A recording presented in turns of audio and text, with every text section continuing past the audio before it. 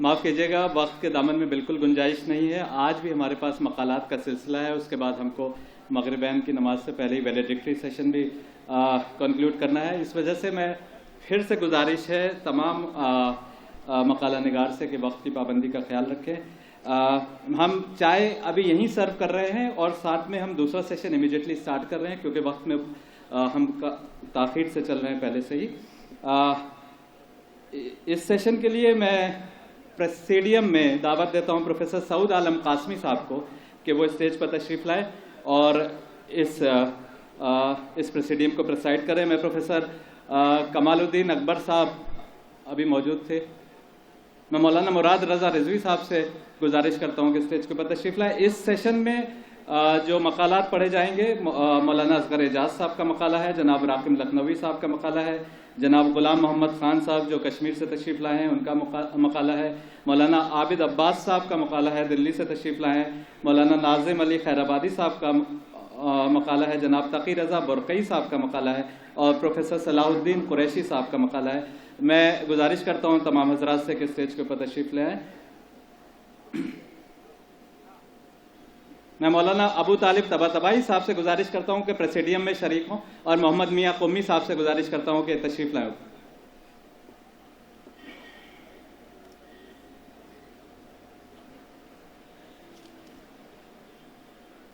بسم اللہ الرحمن الرحیم.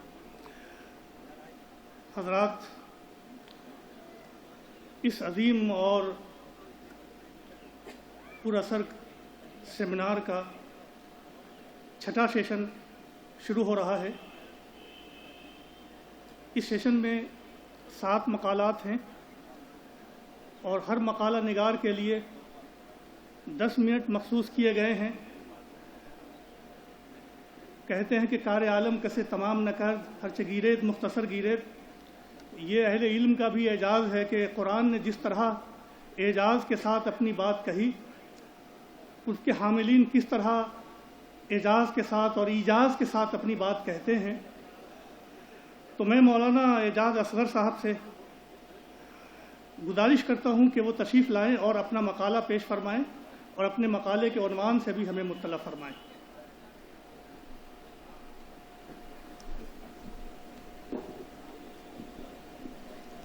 السلام علیکم. بسم اللہ الرحمن الرحیم. میرے مقالے کا عنوان ہے موجب المعارف اور وفیات الشیعہ کا تعارف.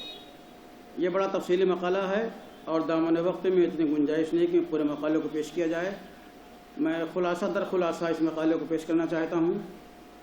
اس کائنات رنگ و بو اور ہستی آب و گل میں ہزاروں لاکھوں اور کروڑوں افراد کتم عدم سے حیز وجود میں آئے اور اپنی حیات کے ایام گزار کے رخصت ہو گئے، لیکن آج ان کا نہ کوئی نام لینے والا ہے اور نہ تاریخ کائنات کے صفحات پر ان کے کچھ نقوش ہیں جن کی بدولت وہ زندہ ہوتے. البتہ انہی افراد میں ایسے افراد بھی گزرے ہیں جو اپنے کردار و اخلاق اور اپنے آثار علمی کی وجہ سے زندہ ہیں، جبکہ انہیں اس کائنات سے رخصت ہوئے برسابر گزر گئے.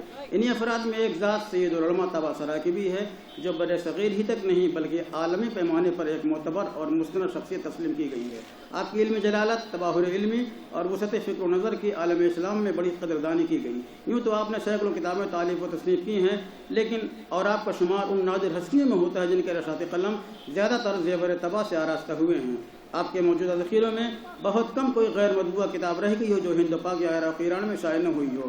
بہت ممکن ہے ان کی بیشتر قلمی تصانیف ان کے ذاتی کتب خانہ لکھنؤ میں آتش زدگی میں تلف ہو گئی ہو، لیکن موجودہ ذخیرے میں ان کی 2 اہم کتابیں نگاہوں سے گزری، جن میں ایک موجب المعارف اور دوسری وفیات الشیعہ کے نام سے مخطوطہ صورت میں موجود ہے. یہ دونوں مجموعے در حقیقت سید العلماء کے مطالعے اور یادداشتوں پر مبنی مجموعے ہیں جو ان کے برسوں کے مطالعے کا سرمایہ ہیں.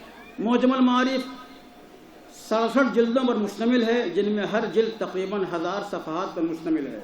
البتہ اسے یادداشت کے طور پہ تحریر کیا گیا ہے. کسی صفحے پر 4-5 سطریں تحریر ہیں اور پھر اس صفحے کو چھوڑ کر دوسرے صفحات پر مطالب تحریر کیے گئے ہیں. درمیان میں 1 یا 2 صفحے خالی بھی ہیں. میرے خیال میں ایسا اس لیے کیا گیا ہے کہ جب بھی مطالعے کے دوران موضوع کے حوالے سے کسی نئی بات کا علم ہو تو اسے ان خالی صفحات پر تحریر کر دیا جائے. سید العلماء نے اپنے مطالعے کے ضمن میں اس بات کا خاص اہتمام رکھا کہ اپنے مزاج کے اعتبار سے جو باتیں پسند ہوں وہی تحریر کی جائیں. اسی لیے بعض مقامات پر اخبار کی کٹنگ یا تصویر کو بھی چسپاں کیا گیا ہے. یہ یادداشتیں زیادہ تر عربی اور فارسی جملوں پر مشتمل ہیں، اور جہاں انہوں نے ضرورت محسوس کی وہاں اردو میں بھی یادداشتیں تحریر کی ہیں۔ معلومات کا یہ عظیم خزانہ علم رجال، فقہ، حدیث، حیت، تفسیر، تاریخ، اسناد، اصول، علم کلام وغیرہ کے ساتھ ساتھ ہند و پاک اور عراق و ایران کے اہم مشاہیر اور فقہاء و مجتہدین کے واقعات کے تذکرے پر مشتمل ہے۔ البتہ اس گنجینہ اطلاعات میں ہند و پاک کے بیشتر خاندانوں کے ایسے بزرگوں کا بھی تذکرہ ہے جن کا علم خود ان کے اہل خاندان کو بھی نہیں ہے۔ اس لحاظ سے دور حاضر کے محققین اس کو ماخذ اول، سند اور مدارک تحقیق کے طور پر بھی استعمال کر سکتے ہیں۔ سید العلماء کے مطالعے کا یہ وہ سرمایہ ہے جو علم دنیا میں ایک عظیم حیثیت کا مالک ہے۔ ہم ذیل میں مختصراً ہر ایک جلد کا تعارف پیش کرتے ہیں۔ پہلی جلد کا تعارف موجم المعارف کی جس جلد کو کتاب خانے میں پہلی جلد کا نام دیا گیا ہے اس پر سید العلماء کے قلم سے جلد 186 جز 4 اولہ والنساء تعداد صفحات 1378 درج ہے۔ اس جلد میں سید العلماء نے سربراہ افراد اور صاحبان علم کا ذکر کیا ہے، اور اسی کے ساتھ ساتھ خاندان عصمت و طہارت کی مقدس خواتین کا تذکرہ حروف تہجی کے اعتبار سے کیا ہے، ان کی سیرت و کردار اور ان کی زندگی کے کسی خاص پہلو کی طرف اشارہ کیا گیا ہے۔ پھر اس کے بعد اس مجموعے میں مندرجہ ذیل عناوین کے تحت مختصر اپنی معلومات کو تحریر کیا گیا ہے۔ میں فقط نام کے اوپر اکتفا کرتا ہوں۔ آسیہ، آمنہ بیگم، اسماء بنت امیس، اسماء بنت واصلہ، ام اسحاق، ام اسود، ام ایمن، ام حبیب، ام الحسین، ام خالد، ام سعید، ام سلمہ، اسی طرح تقریباً 109 خواتین کا تذکرہ کیا گیا ہے، اور اس کتاب کے سب سے پہلے صفحے پر عورتوں کے حوالے سے ایک حدیث نقل کی ہے اور یہ ثابت کرنے کی کوشش کی ہے کہ ان کے ناقص العقل ہونے کی بنیاد کے اوپر 2 عورتوں کی شہادتیں ایک مرد کی شہادت کے برابر کس طرح قرار پاتی ہیں۔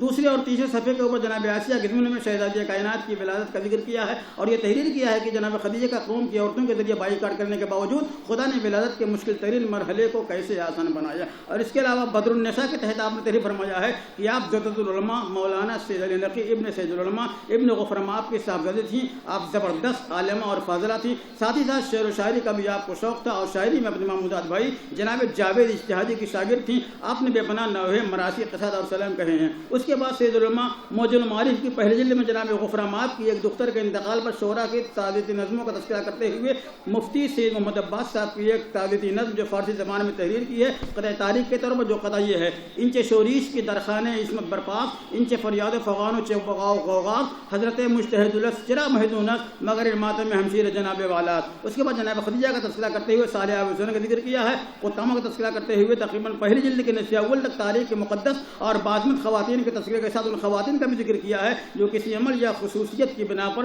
سید علماء کی نظر کا مرکز قرار پائیں۔ بعض خواتین کے نام اور خاندان ہی پر اکتفا کی گئی ہے جبکہ بعض خواتین کا تذکرہ مکمل تاریخی شواہد کے ساتھ کیا گیا ہے۔ پہلی جلد کے نصف اول کے بعد ایک صفحے پر موجود المعارف جلد 187 واو الف البفیات تعداد صفحات 1348 سید علماء کے قلم سے درج ہے۔ حالانکہ ہم نے اسے ایک ہی جلد میں شمار کیا ہے۔ اس کے بعد دوسرے صفحے پر تحریف حدیث کے اسباب ہیں اور اس ضمن میں حدیثوں کا تذکرہ کیا ہے۔ اس کے بعد صفحات پر یہ عناوین تحریر ہیں: آتش، آدم، عادل، آزاد، یہ تمام چیز تقریباً 282 افراد کا تذکرہ اس ضمن میں کیا گیا ہے۔ پہلی جلد کے نصف آخر میں حروف تہجی کے اعتبار سے ان افراد کا بھی ذکر کیا گیا جن کا کوئی عمل یا کردار آپ کو پسند آیا یا وہ کوئی مقدس فرد تھے۔ ابو طالب کی سرخی کے ذیل میں سید العلماء تحریر کیا گیا وہ سب سے پہلے نعت نگار محمد تھے۔ اس پر ہند پاک اور عراق و ایران کے محققین کے نظریات کا بھی تذکرہ کیا ہے اور لکھا ہے کہ ابو طالب کا قصیدہ اعلامیہ نعت محمدی کا عظیم شاہکار ہے۔ دوسری جلد یہاں ترتیب کے لحاظ سے موجم المعارف کی دوسری جلد ہے اس پر سید العلماء کے قلم سے کچھ تو تحریر نہیں ہے، البتہ یہ پہلی جلد ہی کا تسلسل معلوم ہو رہا ہے۔ اس میں ابتدائی سے جن اسماء کا ذکر کیا گیا ہے اسے ہم فقط نام شماری کے اوپر اکتفا کرتے ہیں: ابن ادریس، ابن ابی العطیہ، ابن ابی عثمان، ابن ابی الکرام، ابن اخضر، ابن الخضیر، ابن خیر، ابن الاشیم، ابن عاصم، ابن سعودی، ابن تیمیہ، ابن جاوشیہ، ابن جرا، ابن حاجم، تقریباً 100 افراد کا تذکرہ کیا ہے۔ تیسری جلد 2-3 جلدوں میں تیسری جلد یہ دوسری جلد کا تتمہ، اس میں اختر علی ترہڑی کا مضمون مذہب اور ادب اور علامہ ہندی کے مضامین اسلام اور تلوار اور تمدن اور حیات اجتماعی کا مکمل تذکرہ ہے۔ چوتھی جلد میں تاریخ جائز کا تفصیلی تذکرہ ہے، نیز فقہاء و مجتہدین کا بھی ذکر کیا گیا ہے۔ 5ویں جلد میں مہدی نظمی، نجم افندی کی حیات اور ان کے مراثی کا تذکرہ ہے اور اس کے علاوہ بہت سے تذکرے شامل ہیں۔ 6ٹھی جلد میں تصانیف شیعہ کا تفصیلی تذکرہ ہے۔ 7ویں جلد میں تفسیر و اصول تفسیر بحث کرتے ہوئے خاص آیتوں کی تفسیر بھی درج کی گئی ہے۔ درمیان میں دوسرے مطالب شعر و شاعری اور نظم و نثر کا بھی ذکر ہے۔ 8ویں جلد میں تاریخ اسلام، مارکے اور رسول کے خاص تاریخ واقع انڈونیشیا کے مشہور شیعہ خاندان اور بلتستان میں مذہب شیعہ کے آغاز و ارتقاء پر تفصیل بیان کی گئی ہے۔ 9ویں جلد میں تاریخ، تفسیر، حدیث، علم کلام، فقہ و اصول کے متعلق مفید معلومات درج ہیں۔ 10ویں جلد میں روات حدیث اور جلیل القدر فقہاء کا تذکرہ کیا گیا ہے۔ 11ویں جلد میں وفیات یعنی اسلام کے عظیم شخصیتوں کے حسب و نسب اور ان کے وفات کا تذکرہ کیا گیا ہے۔ 12ویں جلد میں حقوق انبیاء اور خضر کا تذکرہ ہے۔ یہ 12 جلدوں کا مختصر تعارف ہے۔ ابھی ان تمام مجلدات پر کام جاری ہے۔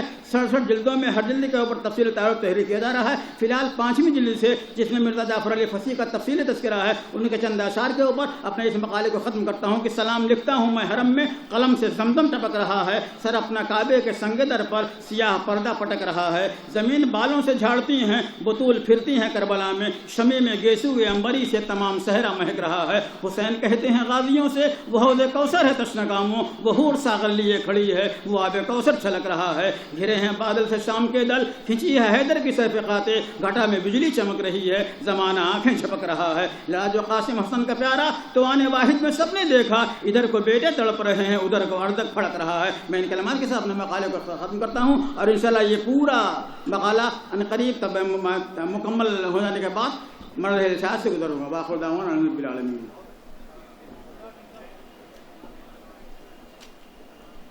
اصغر اعجاز صاحب نے بہت اختصار کے ساتھ اور نہایت رواں طریقے سے اپنے مقالے کو پیش فرمایا۔ اس کے بعد دوسرا مقالہ جناب راقم لکھنوی صاحب کا ہے، میں ان کو زحمت دیتا ہوں کہ وہ تشریف لائیں اور اپنا مقالہ مقررہ وقت میں پیش فرمائیں، عنوان مقالہ سے بھی روشناس فرمائیں۔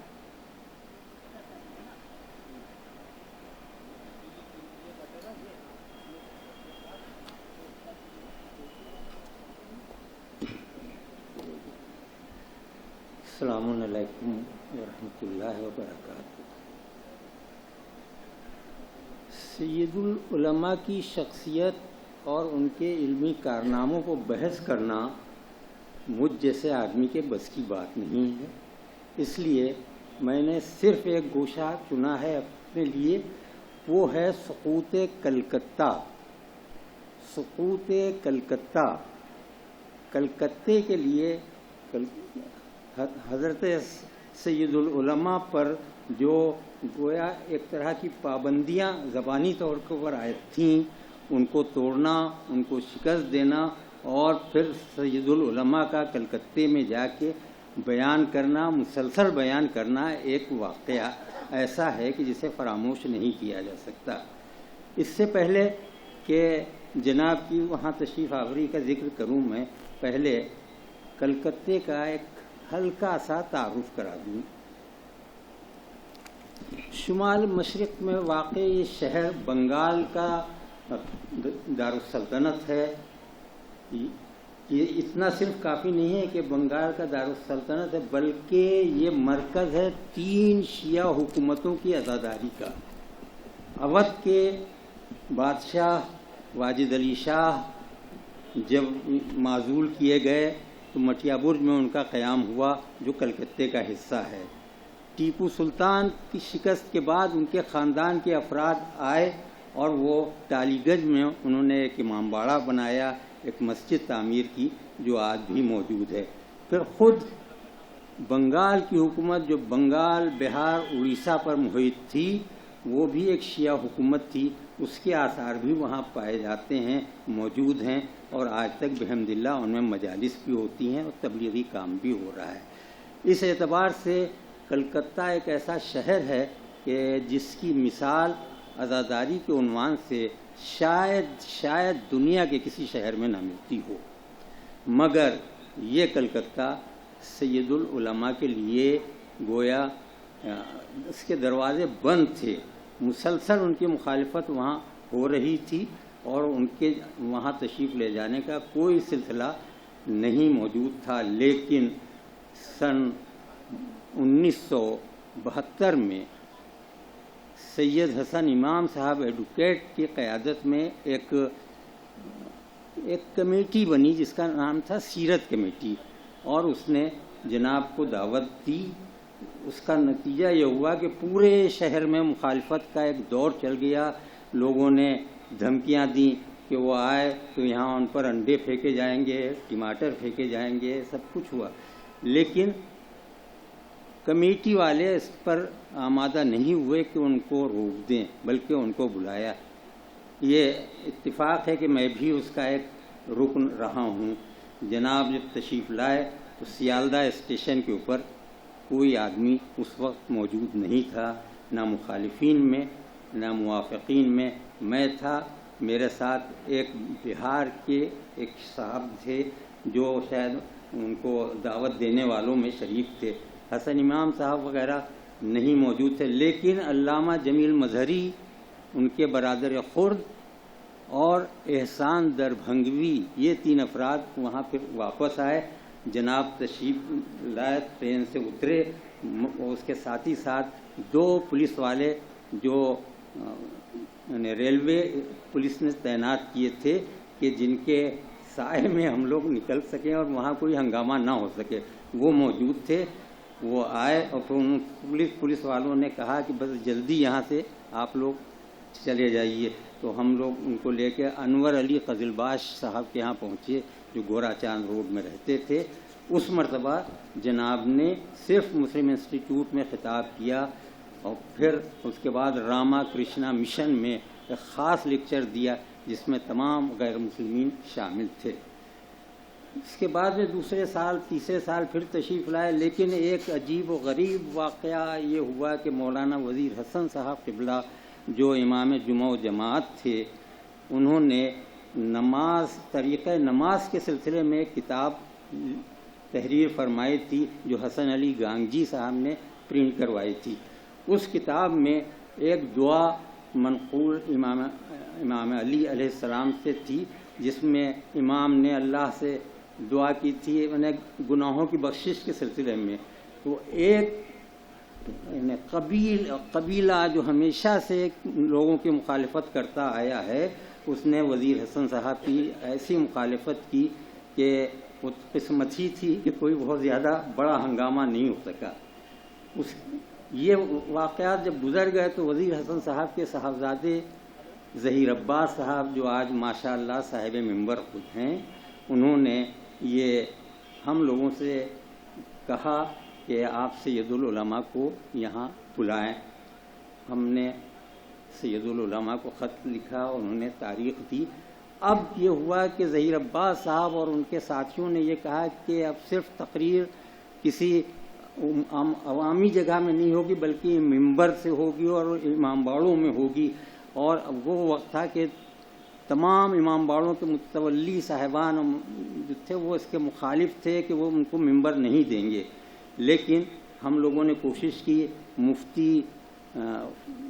مفتی صاحب الطاف حسین صاحب قبلہ، مفتی حائری جو مٹیا برج میں تھے، ان کے پاس ہم لوگ گئے، ان سے کہا کہ جناب کا کیا فرمان ہے، تو انہوں نے کہا کہ ہم بھی اجازت نہیں دیں گے۔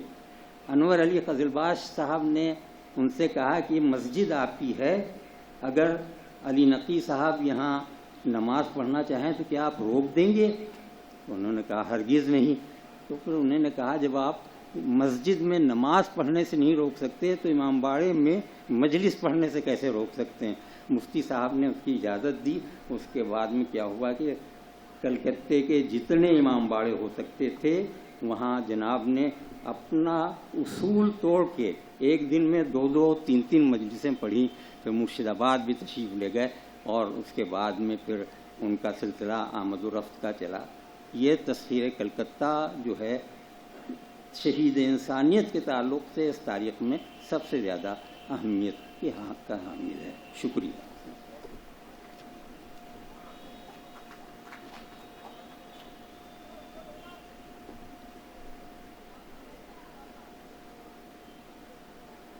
راقمی صاحب نے کلکتہ کا جو ذکر مولانا سید علی صاحب کے حوالے سے کیا، اس پہ تبصرہ میں کیا کروں، صرف غالب کا ایک شعر کہہ سکتا ہوں کہ کلکتہ کا جو ذکر کیا، تو نے ہم نشیں ایک تیر تو نے سینے میں مارا کہ ہائے ہائے۔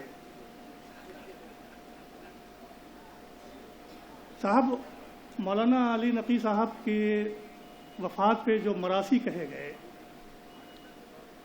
ان میں ایک مرثیہ मुस्लिम यूनिवर्सिटी अलीगढ़ के शोबे फ़लसफ़े के सदर प्रोफेसर वहीद अख्तर साहब ने भी कहा। और एक शेर आखिर में उसने लिखा, उन्होंने पेश किया, बहुत प्यारा शेर कि मकबूलियत आम में रुसवाई लिखी है, तहक़ीक़ की तकदीर में तन्हाई लिखी है। तहक़ीक़ की तकदीर में तन्हाई लिखी है। मौलाना सैयद अली नकी की तहक़ीक़ और तन्हाई ये खामोश तन्हाई नहीं है, आने वालों को रुलाती है और रुलाती रहेगी। अभी बहुत से तज़किरे बाकी हैं, बहुत गोशों से आप सुनेंगे, सर धुनेंगे और बाद में गौर करेंगे तो आपको लगेगा कि तहक़ीक़ के लिए तो तन्हाई ज़रूरी है। मैं ग़ुलाम मोहम्मद खां साहब को दावत देता हूं कि वो तशरीफ़ लाएं और अपना मकाला पेश फरमाएं।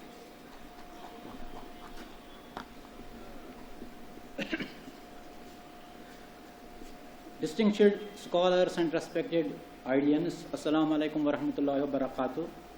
The topic for my paper is Sayyidul Ulama, Contribution to the Study of Islamic History. Much has been said earlier, but I want to evaluate his role in context to the modern Orientalists, what is their view about the study of history, and how Sayyid Ali Naqvi Sahab has succeeded in portraying the Islamic history in that perspective. First of all, it will be proper to explain briefly the nature of history and the modern approach for its study. What is history? In common usage, this phrase diminishes an event as belonging only to the past, implying that it is no longer important and has no further significant consequences. For the historian, however, history is just the opposite. History records those events that are of greatest importance, of most lasting significance, and of most enduring consequences. History is the assortment of records that human beings create, preserve, and transmit from one generation to another.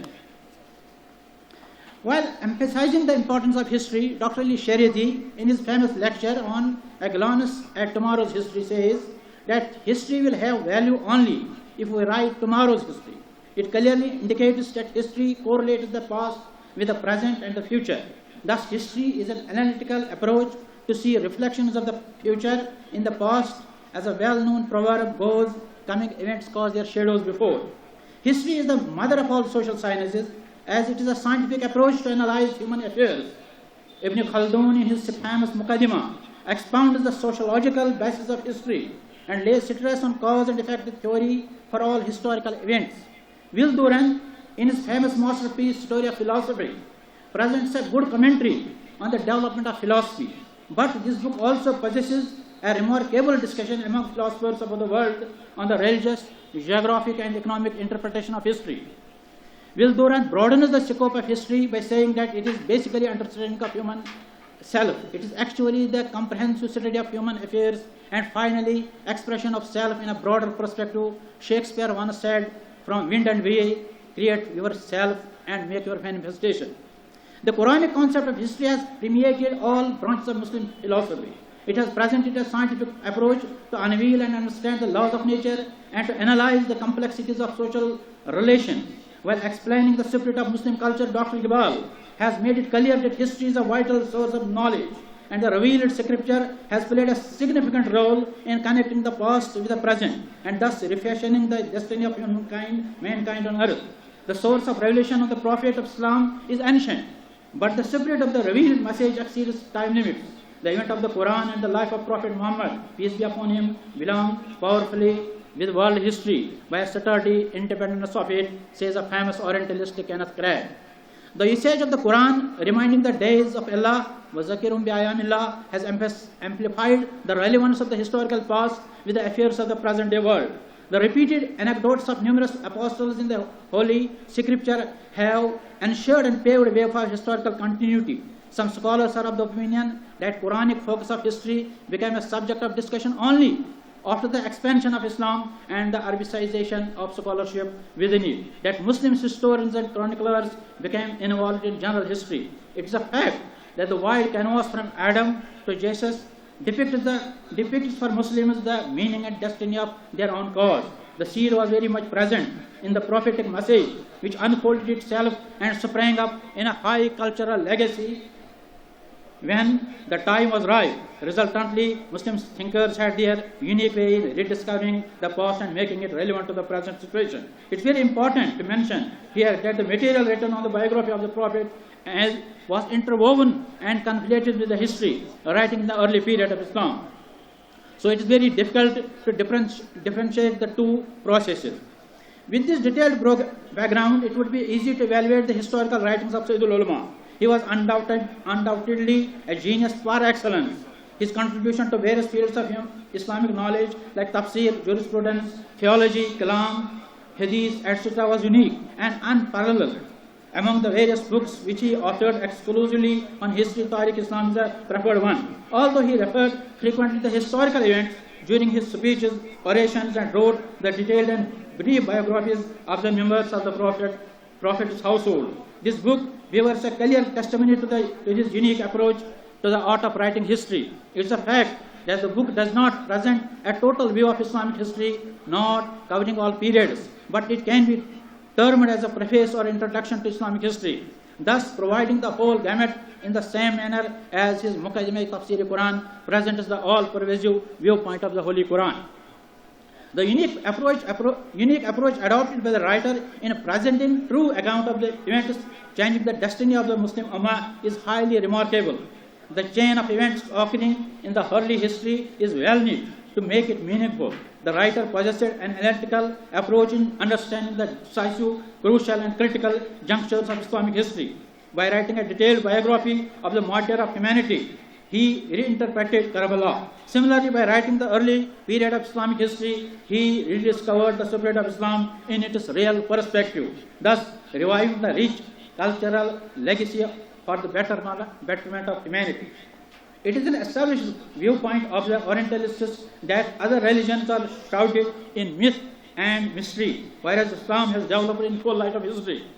Islam has written historical evidence behind it, but the fact that much epoch-making events have been misinterpreted by the scholars. That's why controversies have developed and conflicting forces have emerged, thus vitiating the sacred mission of Islam. H.G. Wells, an eminent historian, has rightly remarked that much blood has been shed in the name of religion than in the name of human welfare.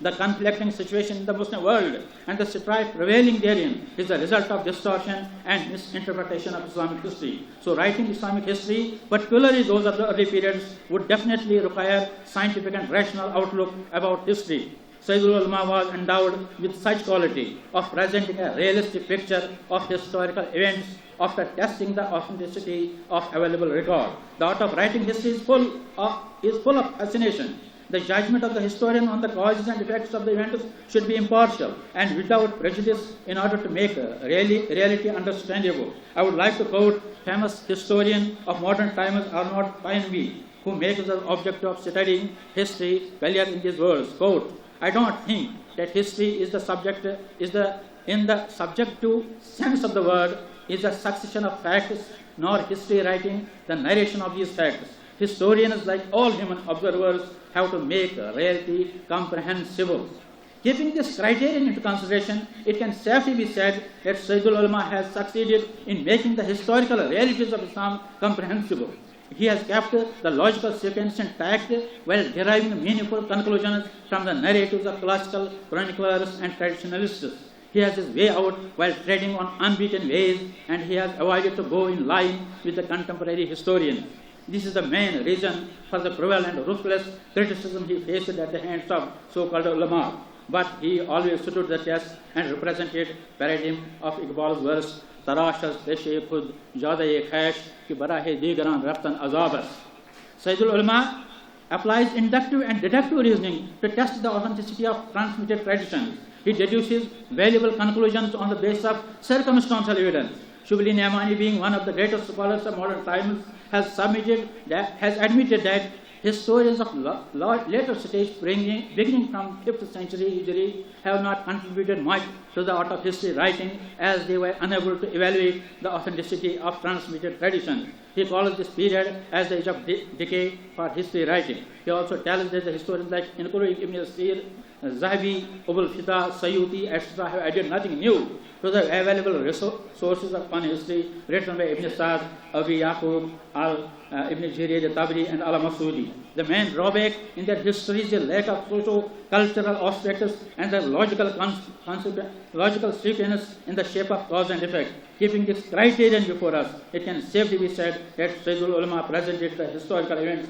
by using both techniques of arriving at a right conclusion. This can be illustrated and explained by citing some historical events which have been treated by Sayyidul Ulama in a unique way.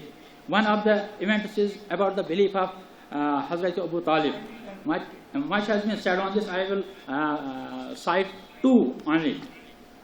The classical source of history, Islamic history, possesses distortions which often mislead a reader to form a correct opinion. One of the misconceptions is about the migration of Prophet from Makkah to Medina. It is generally held that the Prophet had to flee from Makkah in order to avoid persecution and threat to life.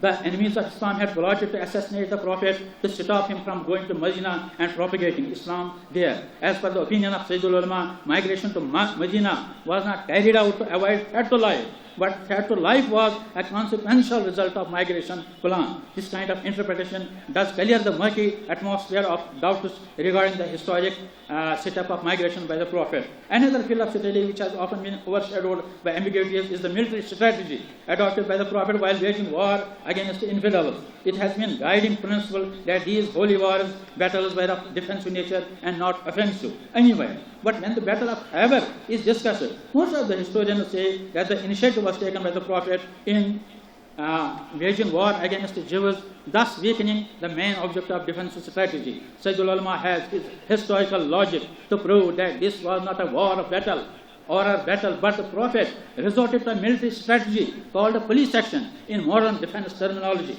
The Jews of Khyber had gone into treaty with the newly created.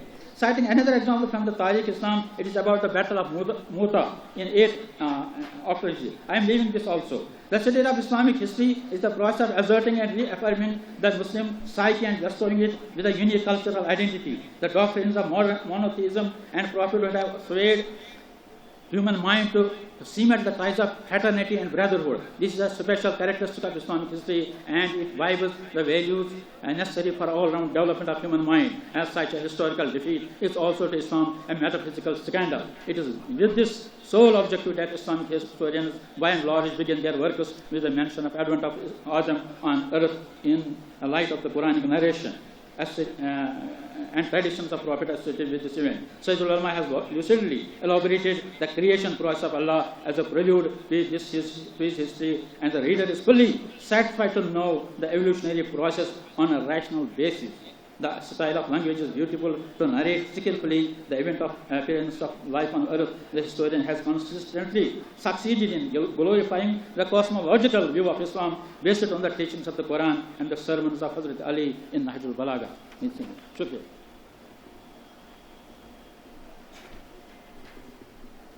Ghulam محمد صاحب نے تاریخ میں مولانا سید علی نقی صاحب کی خدمات پر اپنا قیمتی مقالہ پیش فرمایا. مولانا سید علی نقی صاحب کی کتاب ہے نظام زندگی. اس میں انہوں نے ایک جگہ اس نقطے کو ابھارا ہے کہ تاریخ میں جو یہ قتل ہوئے ان کے موٹیو اور محرکات کیا تھے. انہوں نے ایک بات یہ لکھی ہے کہ مذہب کے نام پہ بھی قتل ہوا ہے، ہم مانتے ہیں، لیکن مذہب اصل میں انسانیت کا محافظ ہے. وہ خوف خدا پیدا کر کے انسان کو اعلیٰ مقاصد کی طرف لے جاتا ہے. کبھی یہ بھی ہوتا ہے کہ مذہب کی آڑ میں نفسانی خواہشات انسان کی انسانی قتل کے لیے آمادہ کرتی ہے، اور جذبہ اقتدار کا بڑھا ہوا یہ جو جذبہ ہے یہ انسان کو انسان کے قتل کرنے کے اوپر، تہذیب و تمدن پر وار کرنے پر آمادہ کرتا ہے. تو تاریخ کی یہ جنگیں نفسانی جنگیں ہیں اور انسانیت کے خلاف حیوانی جنگیں ہیں. مذہب ان جنگوں میں انسان کا محافظ ہے، اس لیے کہ وہ خدا کا داعی ہے. میں مولانا عابد عباس صاحب سے گزارش کرتا ہوں کہ وہ تشریف لائیں اور اپنا مقالہ پیش فرمائیں.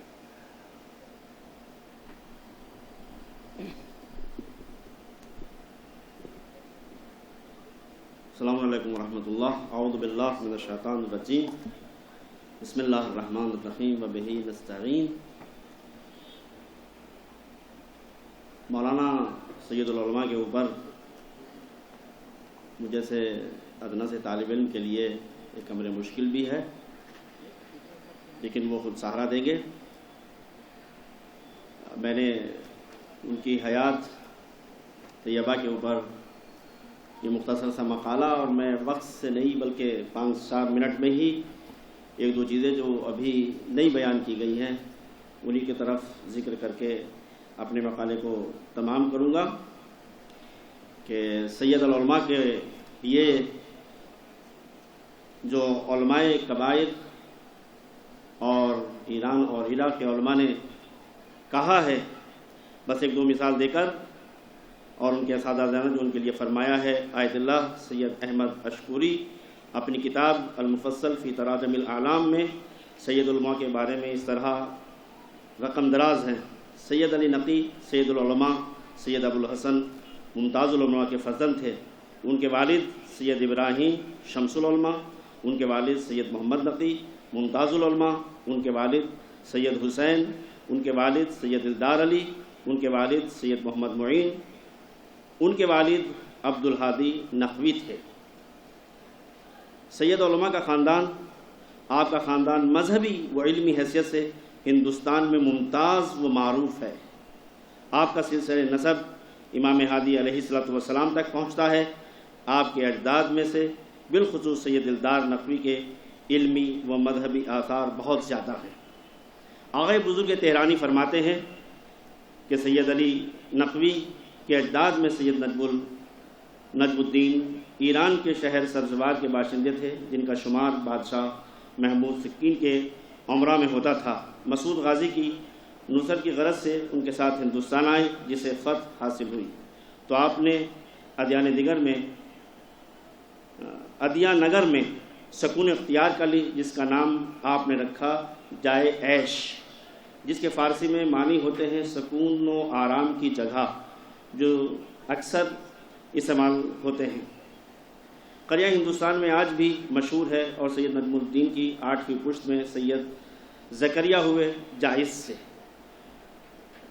آپ کے جو اساتذہ نجف میں آیت اللہ سبت شیخ انصاری، آیت اللہ سید علی نوری، سب کو چھوڑتے ہوئے سید العلماء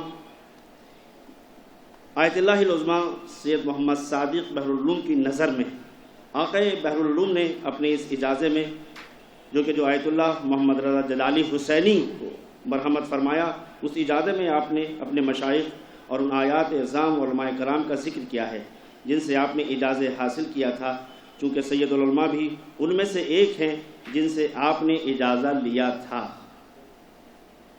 لمحہ فکریہ ہے کہ ہمارے ہندوستان کے اندر کتنے بڑے عظیم علماء گزرے ہیں کہ آج ہم ٹک و دوگوں میں لگے رہتے ہیں کہ کسی طریقے سے ہمیں اجازت مل جائے، لیکن ایک زمانہ تھا کہ ہمارے علماء اجازت دیا کرتے تھے. سید العلماء سے اپنی صمیمانہ دوستی کا ذکر کرتے ہوئے آپ کے حالات کے بارے میں یوں رقم دراز ہیں. ہماری دوستی کی شروعات استاد محقق مرزا ابو الحسن مشکینی تابہ کے اس درس سے ہوئی جو مسجد شیخ انصاری میں آپ عصر کے وقت دیتے تھے. اس دن کا درس شیخ انصاری کی تالیف المقاسم میں خیار غبن کا پہلا مسئلہ تھا. پھر ہماری دوستی گہری ہوتی چلی گئی. ہم ساتھ ساتھ 2 بھائیوں کی طرح رہتے رہے، سفر میں حضر میں، اور اساتذہ کے دروس میں بھی ساتھ ساتھ شامل ہوتے تھے. اس طرح وقت گزرتا رہا، اور 1350 کا ایک وہ دن آیا جب ہمارے دوست سید علی نقی لکھنؤ کے لیے روانہ ہو گئے. ہم نجف اشرف سے کاظمین تک ساتھ گئے. وہاں سے وہ بذریعہ ٹرین بصرے کی طرف روانہ ہو گئے، جہاں سے انہیں پانی کے جہاز سے ہندوستان جانا تھا. یوں ہمارے صمیمی دوستی نجف اشرف کے علماء سے ڈھیر ساری سندوں اور دعاؤں کے ساتھ ہند چلے گئے. ان کی جدائی کا بڑا فلک تھا. خط و کتابت کا سلسلہ جاری رہا اور نہ ٹوٹنے پایا. میں سب یہ چیز چھوڑتے ہوئے ان کی کتابیں، ان کو کن کن لوگوں نے اجازت دیے اور ان کو کن کن القابوں سے یاد کیا، ان سب کو چھوڑتے ہوئے بس آخری بات کہ آپ کیسے علی گڑھ پہنچے، سید العلماء کے خلاف جو سازشیں تھیں یہ کہاں سے شروع ہوئیں۔ مجھے ہیڈنگ کے ذیل میں یہ لکھنا تھا کہ سید العلماء کے خلاف جو سازشیں رچی گئیں، جو سلوک آپ کے ساتھ کیا گیا، وہ میں اپنے بزرگ کرنل بشیر حسین زیدی کے حوالے سے قلم بند کر کے ختم کرتا ہوں۔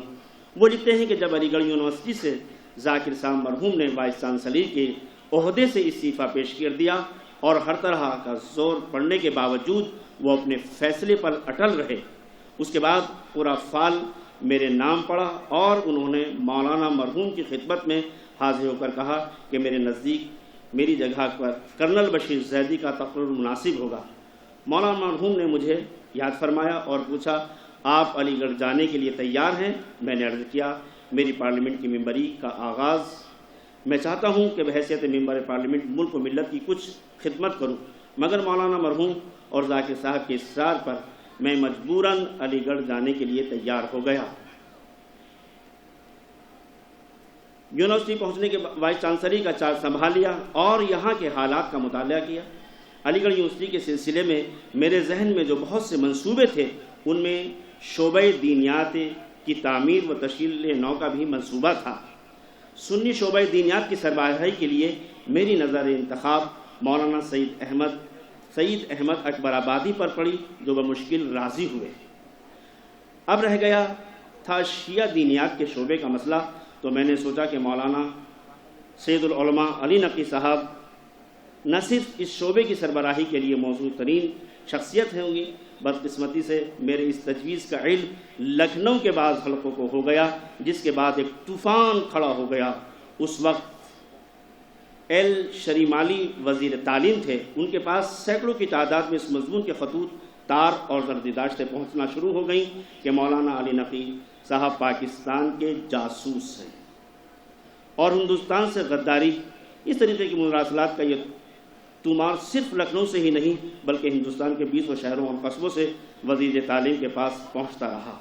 اس شورش و شرانگیزی سے پریشان ہو کر شریمالی صاحب نے مجھے لکھا کہ یہ مولانا کون صاحب ہیں کہ جن کے خلاف ہندوستان کے سینکڑوں ہندوؤں اور مسلمانوں کے انگنت خطوط اور تار میرے پاس آ رہے ہیں، جن میں بے اتفاق رائے یہ ظاہر کیا گیا ہے کہ مسلم یونیورسٹی میں ان کا تقرر ملک کے مفاد میں نہ ہوگا۔ میں نے جواب میں شریمالی صاحب کو لکھا کہ یہ ہنگامہ ایک دیرینہ سازش کے تحت ہے، بہتر یہ ہے کہ اس سلسلے میں اصل حقیقت دو صاحبان سے معلوم کر لیں، ایک خود آپ کی وزارت کے سیکریٹری خواجہ غلام سیدین اور دوسرے گوپی ناتھ امن جو دہلی ریاست میں وزیر بھی رہ چکے ہیں۔ میں بخوبی واقف تھا کہ یہ دونوں حضرات مولانا کے متعلق بڑی اعلیٰ اور وقتی رائے رکھتے ہیں، چنانچہ ان کے خیالات معلوم کرنے کے بعد شریمالی صاحب نے مجھے لکھا کہ آپ چاہیں تو مولانا کا تقرر یونیورسٹی میں کر سکتے ہیں، اس طرح مولانا علی گڑھ تشریف لائیں۔ ان دونوں حضرات مولانا سعید احمد اکبر آبادی مرحوم اور سید العلماء مرحوم نے دینیات کی تعلیم کا ایک اعلیٰ معیار اور بہت اچھا ماحول قائم کیا، کیونکہ یہ دونوں حضرات دونوں فرقوں میں برابر کے ہر جزید تھے، اس لیے ان کی کوششوں سے یونیورسٹی میں اسلامی تعلیم کا ماحول ایک نئی تاریخ اور ترقی کی۔ کچھ عرصے کے بعد پاکستان سے لوگوں کے خطوط آنے شروع ہوئے جس میں مولانا علی نقی صاحب کو پاکستان مدعو کیا جاتا تھا۔ اس سلسلے میں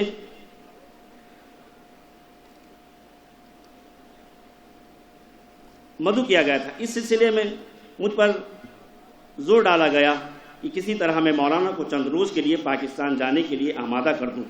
ظاہر ہے کہ جن حالات میں مولانا کا تقرر ہوا تھا ان کے پیش نظر مولانا مرحوم جیسے محتاط انسان کی طبیعت انہیں کیسے پاکستان جانے کی اجازت دے سکتی تھی۔ جب احباب پاکستان کا اصرار حد سے بڑھنے لگا تو میں نے انہیں لکھا کہ اگر حکومت پاکستان مولانا کے وہاں جانے کے سلسلے میں اپنے شوق کا اظہار کرے تو ہو سکتا ہے کہ مولانا وہاں جانے کے لیے تیار ہو جائیں۔ مجھے خیال تھا کہ حکومت پاکستان کبھی مولانا کو دعوت دینے کی تکلیف نہ کرے گی، لیکن اس وقت میری حیرت کی انتہا یہ ہو گئی کہ جب پاکستانی ہائی کمشنر نے مجھے خط لکھا کہ آپ پاکستان کے لوگ مولانا علی نقوی کو پاکستان بلانے کے بے حد خواہش مند ہیں اور امید ہے کہ آپ اس کی اجازت دے کر انہیں پاکستان آنے کے لیے تیار کر سکیں گے۔ میں نے بہت خوش ہو کر مولانا کو یہ خبر سنائی، مگر بے حد تعجب ہوا جب مولانا نے شدت کے ساتھ پاکستان جانے کے لیے انکار کر دیا۔ میرا خیال ہے کہ جب تک ان کا تعلق یونیورسٹی کی ملازمت سے رہا وہ پاکستان تشریف نہیں لے گئے۔ ملازمت سے سبکدوش ہونے کے بعد وہ وہاں کے لوگوں کے بے حد اصرار پر 3 مرتبہ وہاں پر تشریف لے گئے ہیں۔ والسلام علیکم ورحمۃ اللہ۔